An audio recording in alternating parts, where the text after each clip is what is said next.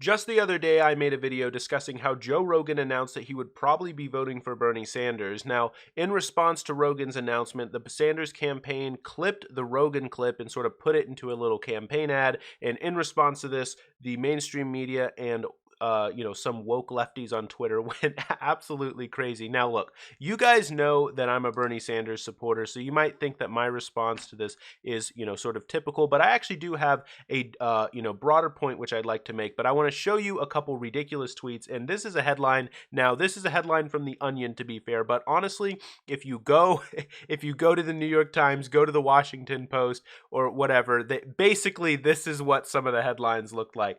Liberals say Sanders' acceptance of the Rogan endorsement sends a dangerous message that he's trying to win the election. And this quote in here is, I thought, pretty funny. It's very unnerving to see a Democratic candidate like Bernie Sanders try to court voters from various constituencies and demographics. It's like his whole strategy is beating Trump. We saw hints of this in 2016, but I'm but I'm truly sickened to see it rearing its ugly head again. I'm all for creating a Democratic majority, but not if we have to accept more people than the other side has. I just thought that was absolutely hilarious because honestly, that really is some of the points which some of them are making. Now, I want to show you this first, this tweet here. So it says here, no questions. So this is someone who's like reporting from, I believe, Iowa. No question from voters about Joe Rogan at the Bernie Sanders campaign Iowa town hall. Talked to one Sanders Steyer Klobuchar swing voter. Interesting swing choices. Who didn't know what I was talking about when asked. Another person said that he didn't like Rogan, but didn't mind that Rogan was backing him. I mean, pretty typical. People don't care about this, but there's a specific demographic of people which seems to really care about this kind of stuff. But let me show you some of the more interesting tweets, and then I'm going to move into a broader discussion that I want to make. Here, so this is in response to Joe Biden here saying, let's be clear, transgender equality is a civil rights issue of our time. There is no room for compromise when it comes to basic human rights. This is Joe Biden trying to jump in and attack Bernie Sanders on the issue of trans rights and gay rights. Bernie Sanders, by the way, has been for gay rights since way, way before it was popular. And I can find a video from 2007/2008 when you were not for that. Let me show you a clip of Joe Biden. If that's the case, we really don't have a difference. Is that what you said? Your question to him was whether he supported gay marriage, and my answer is the same as his, and it is that I do not. Wonderful, you agree. On that note, let's move to foreign policy. Okay. So you see there, Joe Biden, even not all that long ago, was opposed to gay marriage, but of course, Bernie Sanders has been for gay marriage and equal trans rights, trans protections for the past like 30 years. I mean, Bernie Sanders was for trans rights way before, literally before I was born, but way before it was popular, before it was even, in the heads of most voters, before a lot of people even knew what trans rights were, who transgender people were. He was in favor of it. So, I mean, the idea that Bernie Sanders is, it's absolutely ridiculous. Now, the point I do want to make is look at Breon Joy Gray, which, by the way, she's a very nice person. I've actually met her. Although whenever I see her name, Joy Gray, I think of Greyjoy from Game of Thrones. But anyway, very nice person. But anyway, that's right, Joe. That's why Bernie Sanders supports Medicare for All, which covers transition surgery and mental health care, has a plan to end at-will employment, and he has a plan to end homelessness, which 1 out of 5 trans people have experienced in their life. Why don't you? This is actually really important because one of the ways in which they're trying to criticize Bernie Sanders is that, he tries to reduce everything to class, that he tries, that he's a class reductionist. And now, if you actually listen to his rhetoric, that's not the case, because he does talk about specific issues to specific communities. But one of the dangers that's which a lot of these establishment type people try to do is they try to hollow out every single issue into specific categories, right? So there's women's issues, there's gay issues, there's black issues, right? And these issues are separate and distinct, and there's not like a clear intersection between the issues. And that is a huge problem, which Bernie Sanders does a great job of tackling. Bernie Sanders sees us as a holistic we're we're all human, and we all have common issues, and those common issues intersect at certain points. Healthcare is one of the key areas where these issues intersect, and the idea that, all of our issues are separate and hollowed out as, individual issues is, in my opinion, a really, really problematic approach to politics, which, if you listen to Joe Biden, one of the criticism which Elizabeth Warren made against Joe Biden a long time ago, and I've made videos criticizing Elizabeth Warren, how she won't now attack Joe Biden, but she used to be very critical of Joe Biden in the past. But one of the criticisms which she used to make against Joe Biden is, look, you can't collapse women's issues merely into issues of domestic violence and divorce. You also have to look at the economic situation of women, and obviously that's a sentiment which Bernie Sanders agrees with. I wish that Elizabeth Warren would still be hitting Joe Biden on those issues now, but at least she did in the past, I guess. Anyway, this is Ryan Grimm responding to a tweet from Move On. So this Move On says, it's one thing for Joe Rogan to endorse a candidate. It's another thing for Bernie Sanders' campaign to produce a video bolstering the endorsement of someone known for promoting transphobia, homophobia, Islamophobia, racism, and misogyny. Then Ryan Grimm tweets out in response to this, I love this response here, it's one thing to get Joe Rogan's endorsement without bending over your values 1 inch. But it's another thing to try to use that endorsement to win the support of millions of his followers. Oh my goodness! This really is ridiculous. I'm gonna get to that point in just a minute here. But I want to show you this tweet from Rob here. Personally, I am of the opinion that when your political message begins to appeal to people with reactionary social views without watering them down, that part of your program in any way, that is in fact good.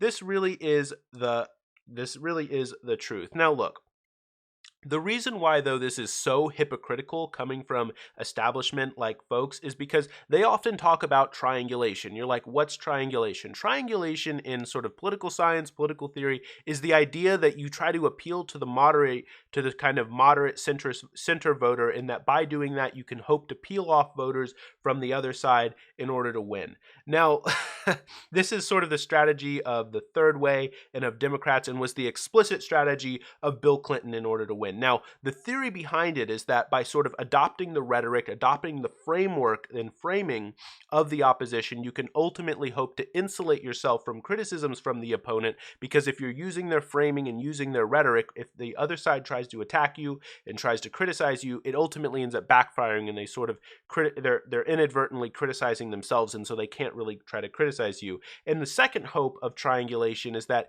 it allows you to sort of take credit of the opposition's ideas and try to win. Basically, it's an excuse to sort of run to the center and move to the center. The problem with it, though, and there's essentially two major problems with it, in my opinion. The first one is sort of it incentivizes personality politics, right? Because the hope of moving to center, moving to try to triangulate other voters, is that ultimately it cancels out the importance of politics. And so if the other side can't hit you in terms of policies because your policies are the same as their policies, then how do they distinguish themselves from you? Well, they try to hit you on things like hitting Bill Clinton on blowjobs in order to and run an impeachment scandal that way. And but the second and more important criticism is that, like, while occasionally in some instances it may be good tactics, it's always going to be bad strategy, because as soon as the voters as soon as the other side recognizes that that's what you're doing, that you're just moving to the center, their incentive is just to shift the goalpost and move, in this instance, just move further right. How is this related to Joe Rogan? Look, these same establishment people are out here touting how, oh my goodness, why is Bernie Sanders getting endorsements from Joe Rogan when he's far left? But these are also the same people who advocate moving to the center. We're always told that Bernie Sanders can't appeal to centrist voters. Bernie Sanders can't appeal to middle America. Then as soon as he does, they turn around and criticize Bernie for it. It's a catch-22. There's no way that you can win with these people, people because they're going to criticize you either way. The center and the establishment are going to criticize you either way. But back to the point of triangulation, there's a number of core postulates underlying triangulation, which explains why it's a bad strategy and ultimately explains why Bernie Sanders' approach of not bending an inch, not compromising his values, and letting the other people come to you is a more appropriate response. I mentioned how one of the issues with triangulation is that the incentive of the other side is just to shift the goalpost so that you can't keep moving to the center, and it ultimately just ends up shifting national discourse, in this case to the right, because Democrats are the ones who engaged in it initially.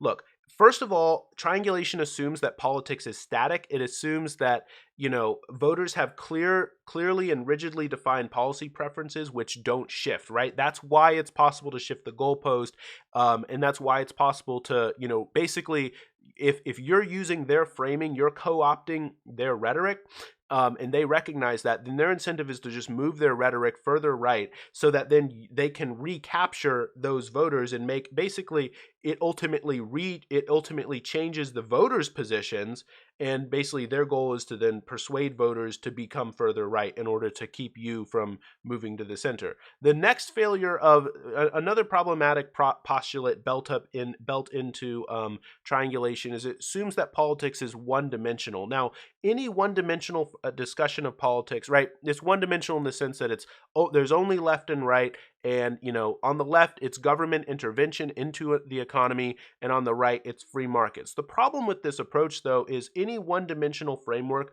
assumes that questions of the market are not finally questions of politics, right? Because it's only a question of how the government is intervening into the economy. So questions of whether or not the market or various institutions in society, questions whether or not the market is itself an institution, or other prevailing institutions in society, whether or not those are themselves subsumed into questions of politics. Those kinds of questions are impossible really even to ask, impossible to even frame in this one-dimensional framework. So we ultimately need other dimensions of politics in order to account for things, and triangulation just doesn't allow us to account for that. One third and sort of obvious issue with it is it assumes the kind of normal distribution, the kind of bell curve, we might say, where in the middle the median voter is the kind of average voter, but that's kind of like a mental projection onto reality. You have to kind of fit the data in order to get that to be the case. Because the truth is, people think in terms of ideology, and those ideologies then inform what policies they hold. You ultimately, it ends up being a mistake to try to analyze politics in terms of what individual policies someone supports, because different people support even the same policies for different reasons. And so it can become, you can't really sort voters that way, kind of one-dimensionally. And so anyway, those are just some issues with triangulation in general. But Bernie Sanders' approach of not bending an inch, as Ryan Grimm put it, leaving, look, these are my views, and if you want to come over and you agree with me, then great, we're ready to have you. We're ready to support you. And Bernie Sanders' approach of not treating individual issues as isolated, separate issues and treating them all as one coherent issue, integrating everything together with like Medicare for all, that is the better approach. That is the more accurate approach to how to account for politics, how to bring people in, and how to have a big tent movement, which Bernie Sanders does. And by the way, Bernie Sanders also being great with driving up voter turnout because he excites people, he energizes people. But the point, though, that I want to make is that is why Bernie Sanders is able to energize people. That is why Bernie Sanders is able to have a big tent movement, because he understands that these issues are not isolated. Women's issues are not isolated to domestic violence and to issues of divorce. Women's issues also include the fact that women are more likely to take on student debt. And these other issues are all connected and interconnected into one coherent whole. And that is the message which Bernie Sanders understands, and it's the issue which a lot of woke leftists and a lot of the mainstream media don't seem to understand, or they're just pretending to not understand because they're just jealous of the fact that Joe Rogan gave an endorsement to Bernie Sanders and not to Pete Buttigieg.